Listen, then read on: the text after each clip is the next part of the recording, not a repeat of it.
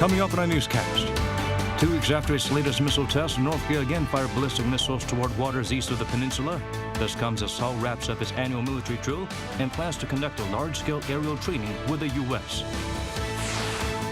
The NSC vowed to reinforce the Seoul-Washington combined defense posture and monitor the regime's activities. The U.S. Indo-Pacific Command reaffirmed America's commitment to defending South Korea remains ironclad.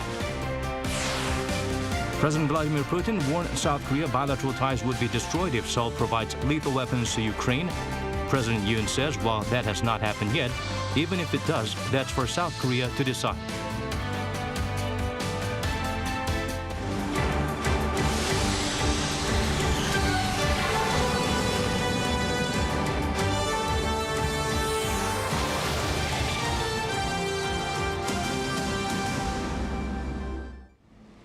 Hope you're wrapping up the week well. I'm Daniel Che here to bring the latest. Let's begin with our top story.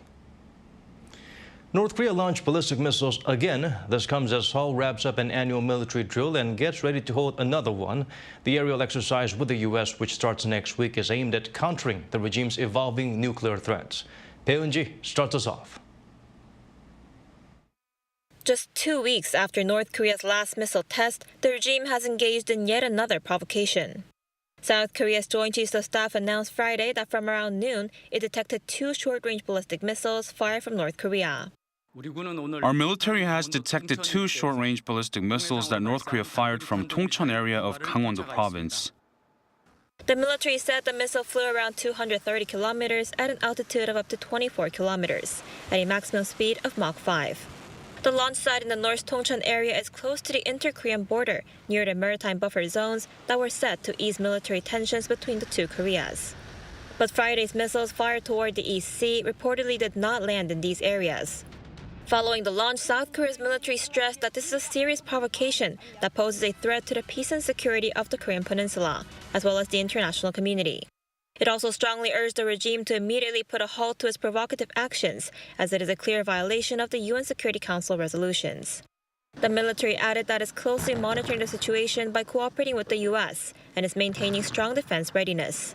Today's launch comes on the last day of South Korea's annual Hoguk defense drill, which began last Monday.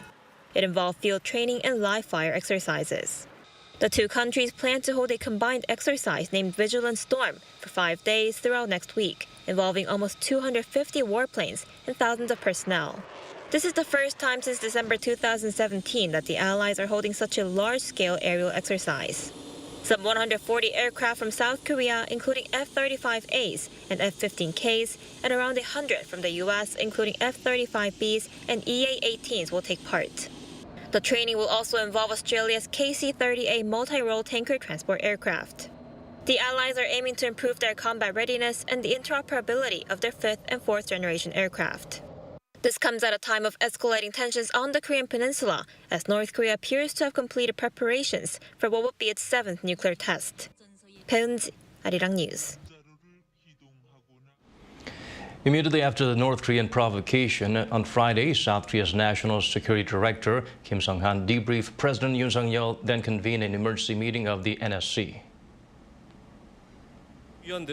The NSC Standing Committee members denounced North Korea's launch of ballistic missiles as another violation of UN Security Council resolutions, especially coming on the heels of repeated offenses of such in recent weeks. They also made note of its breach of the September 19th Inter-Korean Comprehensive Military Agreement by violating the Northern Limit Line and firing artillery. The NSC vowed to reinforce the South Korea-U.S. combined defense posture all through next week's Vigilant Storm aerial drills, keep tabs on North Korea, and the possibility of a strategic provocation by the regime, including an ICBM launch or a nuclear test. And the U.S. Indo-Pacific Command reaffirmed that Washington's commitment to the defense of South Korea remains ironclad. In a statement released just hours after North Korea fired 2 short-range ballistic missiles, Indo-Pacific Command said it was aware of the launches and was consulting closely with its allies and partners. It noted that Friday's launch did not pose an immediate threat to the U.S. or its allies, but reiterated that the provocation highlights the destabilizing impact of the regime's unlawful WMD and ballistic missile programs. Russian President Vladimir Putin warned South Korea that bilateral ties would be destroyed if Seoul provides lethal weapons to Ukraine. President Yoon says that has not happened, and if weapons were to be supplied, it will be a matter for South Korea to decide. Kim Do-yeon shares with us his remarks. South Korean President Yoon on Friday morning shut down claims made by Russian President Vladimir Putin that South Korea is providing lethal weapons to Ukraine. Yoon also said that any weapons provision would be up to South Korea to decide. 우리는 우크라이나에 대해서 늘 인도적인 그런 평화적인 지원을 국제사회와 연대해서 해왔고 무슨 살상 무기라든가 이런 것은 공급한 사실이 없습니다만은 어디까지나 우리 주권의 문제이고. This comes as Putin has reportedly warned South Korea that Seoul-Moscow ties would be destroyed if Korea provides weapon support to Ukraine. According to Russia's state-run news agency Sputnik, the remarks were made on Thursday while Putin was addressing the Valdai Discussion Club, a gathering of Russian specialists. The Russian leader also said that Seoul has decided to send weapons and munitions to Ukraine. But the Korean government has only provided non-lethal military supplies to Ukraine, such as bulletproof helmets, blankets, as well as medical items. It is not usual for the Russian leader to send a direct warning to South Korea, but it came as Putin criticized the U.S. for turning course in its denuclearization negotiations with North Korea by imposing sanctions against the regime when it seemed a deal could be struck. Putin explained that the world faces the most dangerous decade since World War II and warned that the world is facing a series of global conflicts, but a new world order is being formed right now. This new order, he said, needs to be reflected in the UN Security Council's composition. Meanwhile, President Yoon also added that South Korea is working hard to maintain a peaceful and positive relationship with all nations around the world, including Russia. Kim Do-yeon, Arirang News.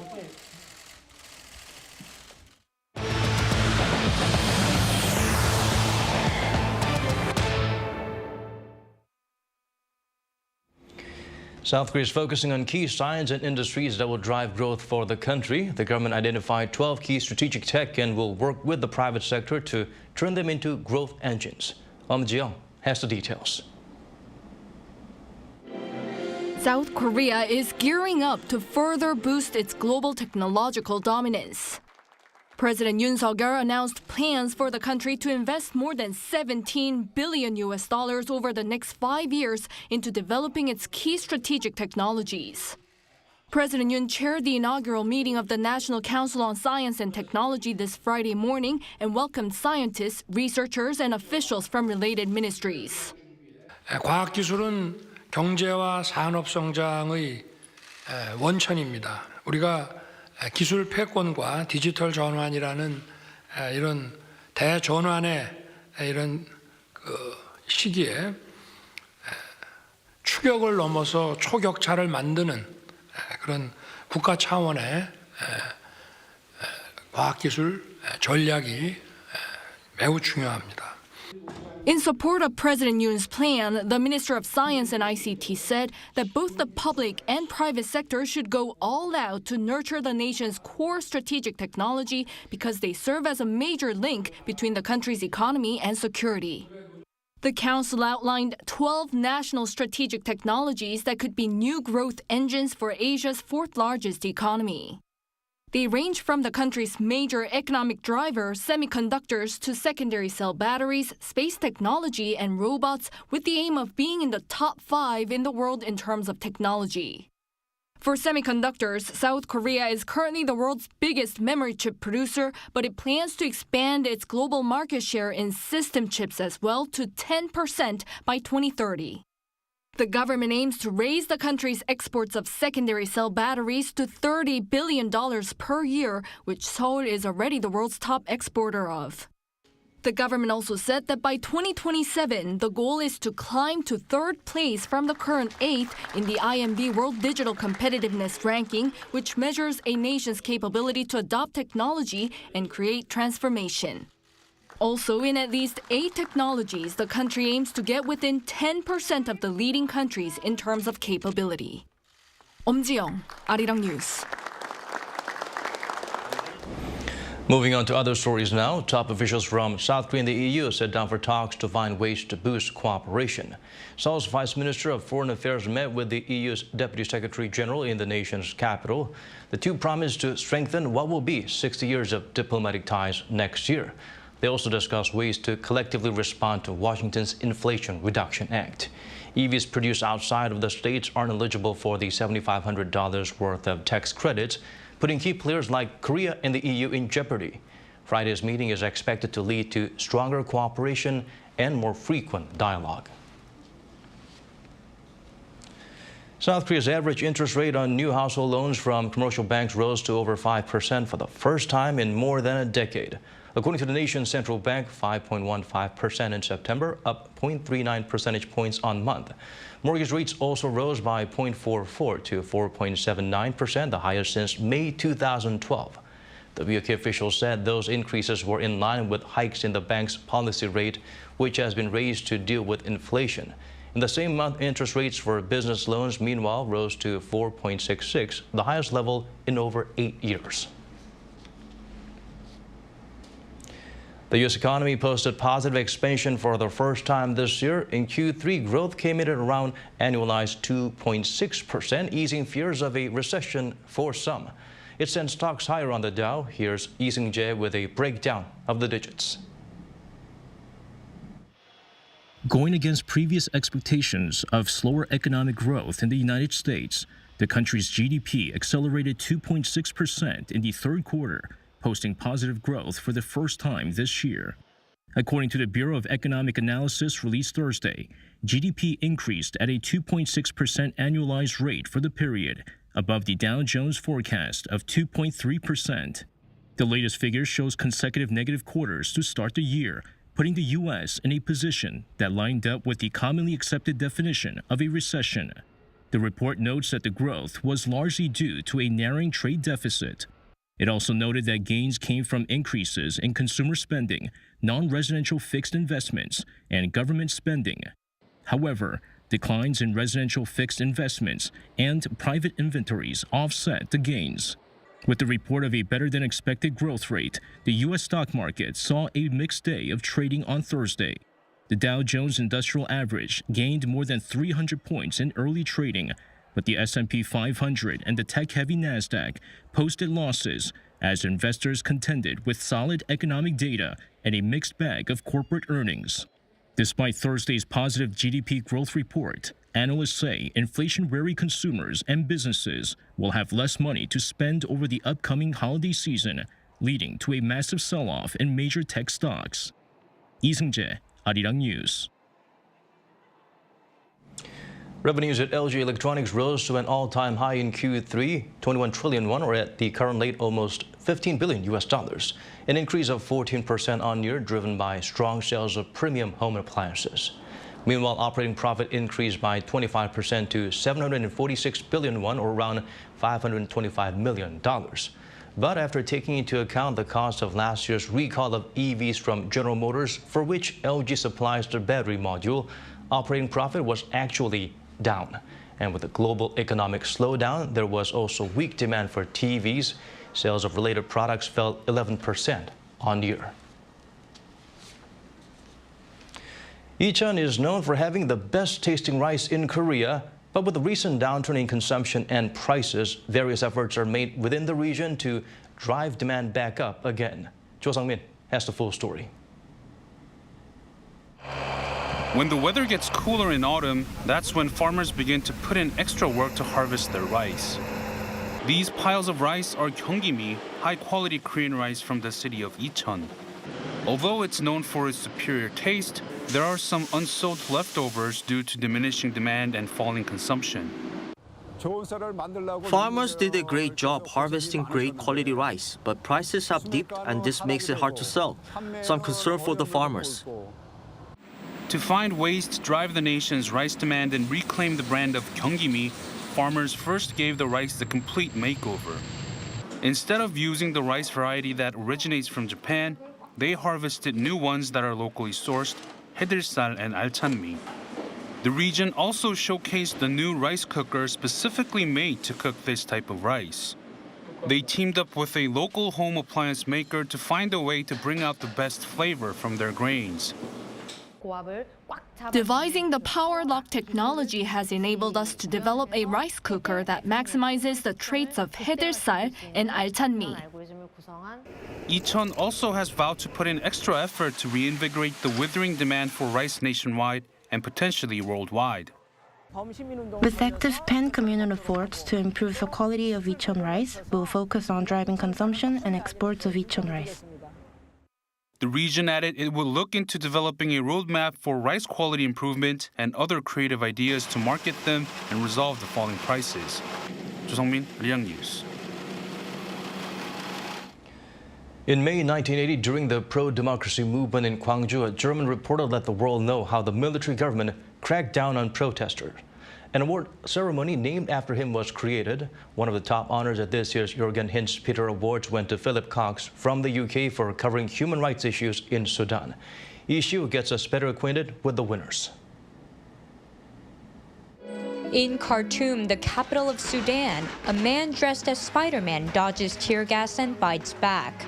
A real-life superhero, he is a demonstrator striving for democratic rule after a military coup.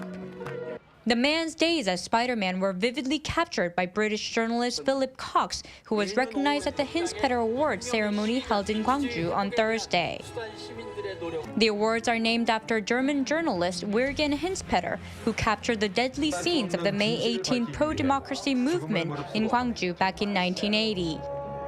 Established by the Korea Video Journalist Association and the May 18 Memorial Foundation, the awards aim to recognize video journalists like Hinzpeter, who through their coverage demonstrate the values of democracy, human rights, and peace. Philip Cox won this year's The World at a Crossroads Award, considered the most prestigious for his documentary, The Spider-Man of Sudan. Yeah, it's a great honor to receive the Hinzpeter Award and also to be here in Gwangju, coming from London, England, and to learn about what the people of Gwangju did in 1980 and what they suffered. This year's award for news went to Takuya Watanabe of TBS, who reported on how the Afghan people and lives there have changed since U.S. troops withdrew and the Taliban came to power.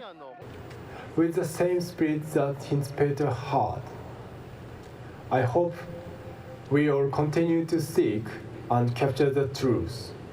South Korea's Yoon Jae-won, Chun In-tae, and Kim Dong-yeol received the award for features for their documentary 68 Days on the Front Line. Their work captured ordinary people's struggles at a crossroads of life and death amid the war in Ukraine. I am very happy that I'm receiving the best award a Korean journalist can receive. The May Gwangju Award went to the late Shireen Abu Akleh and Majdi Banura. Akleh was a Palestinian journalist for Al Jazeera who had reported on issues between Palestine and Israel since 1997. She was killed by Israeli Defense Forces while reporting on the raid on a Palestinian refugee camp. Her death was filmed by Banura, who has documented the Israeli military's violence for the past 24 years. I believe this award represents democracy and liberty, so I'm grateful for being able to come here today. The next Hinzpeter Awards ceremony will take place in Seoul in the fall of 2023. Candidates who wish to be considered can apply through the official website in the summer. 이시후, Arirang News, Gwangju. At the upcoming 2024 Paris Olympics, breakdance or breaking is included as an official event for the first time ever. What was once regarded as just a part of street culture has evolved into a sport performed on the global stage. Kim Hyun-sung sheds light on some of the powerhouses. What started out on the streets now moved on to the world stage.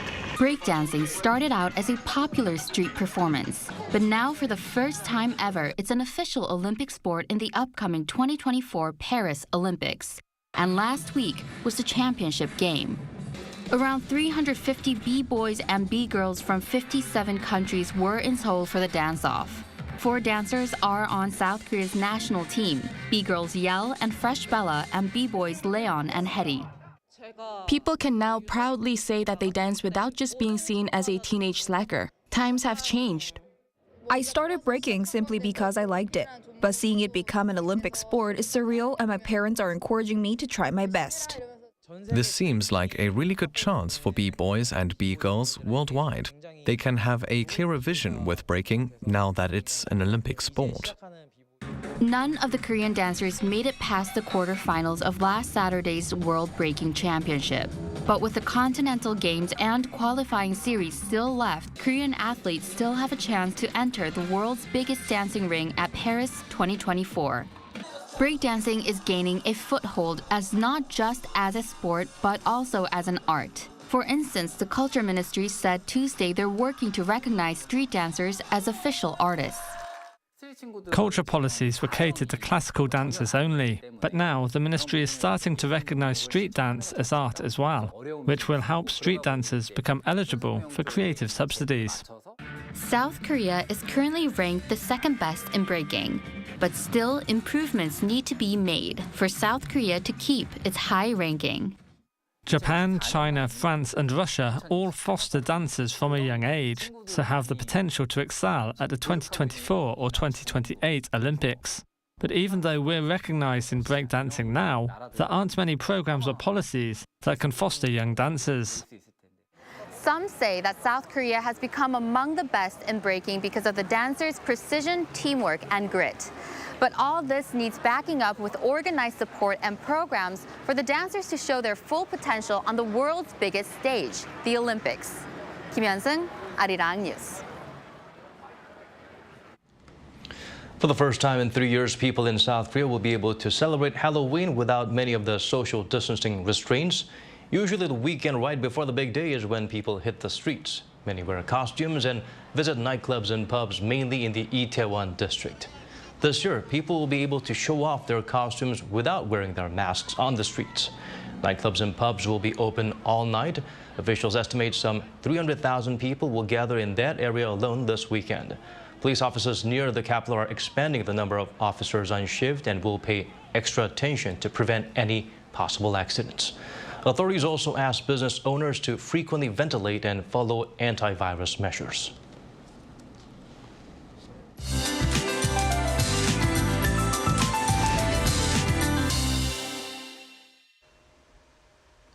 For this weekend, typical autumn weather of mild daytime conditions and partly cloudy skies are expected.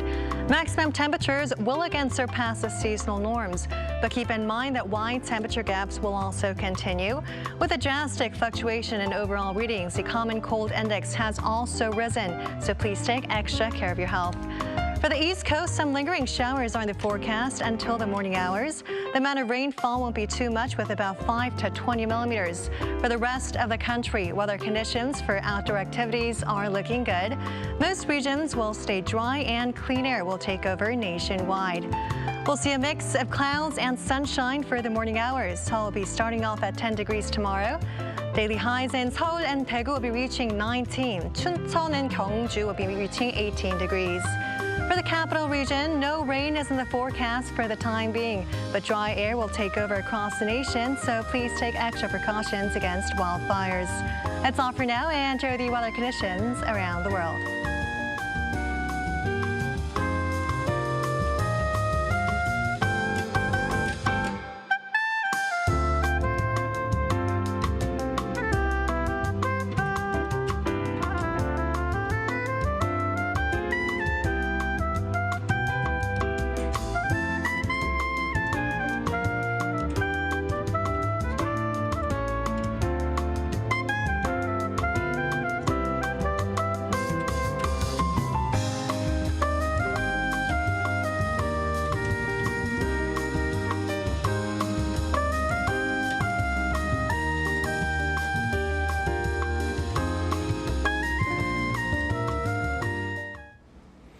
And that's all from us. As always, thank you for watching.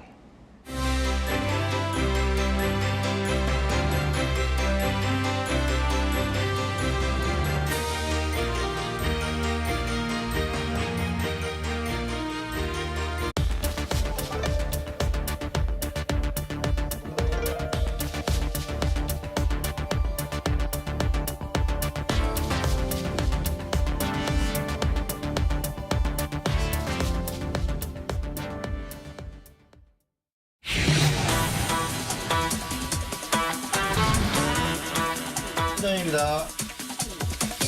하나, 스탠바이. 스타트.